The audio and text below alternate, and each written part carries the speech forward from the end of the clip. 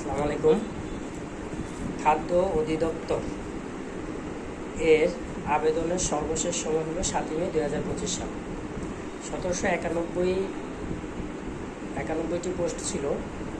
এর ভিতরে উল্লেখযোগ্য যে পোস্টগুলো হলো, 1 নম্বর হলো উপ খাদ্য পরিদর্শক, পোস্ট সংখ্যা 429 জন, অর্থাৎ 429 জন লোক নেবে। এটা 13তম গ্রেড, খুবই ভালো একটা চাকরি।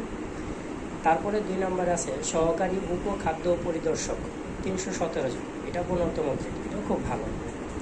আচ্ছা, এরপরে আছে অফিস সহকারী কাম কম্পিউটার, এটা 16তম গ্রেড, আমরা সবাই জানি। এখানে আছে 436টা পোস্ট, সবাই আবেদন করতে পারে, তবে এই ক্ষেত্রে কম্পিউটার জানা লাগবে, সেটা হলো বাংলায় 20, ইংরেজিতে 20। এবং আরেকটা পোস্ট হলো ডাটা এন্ট্রি অপারেটর,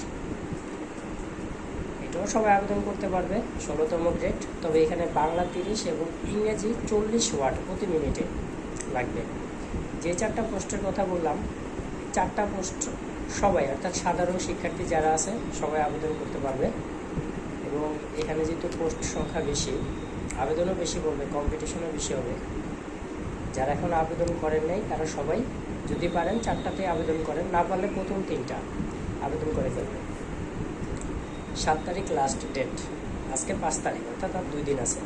এর ভিতরে আপনারা যারা পারেন সবাই আবেদন করে ফেলেন। খুব ভালো একটা চাকরি, খাদ্য অধিদপ্তর, সরকারি চাকরি, রাজস্ব খাতভুক্ত, সবাই আবেদন করেন।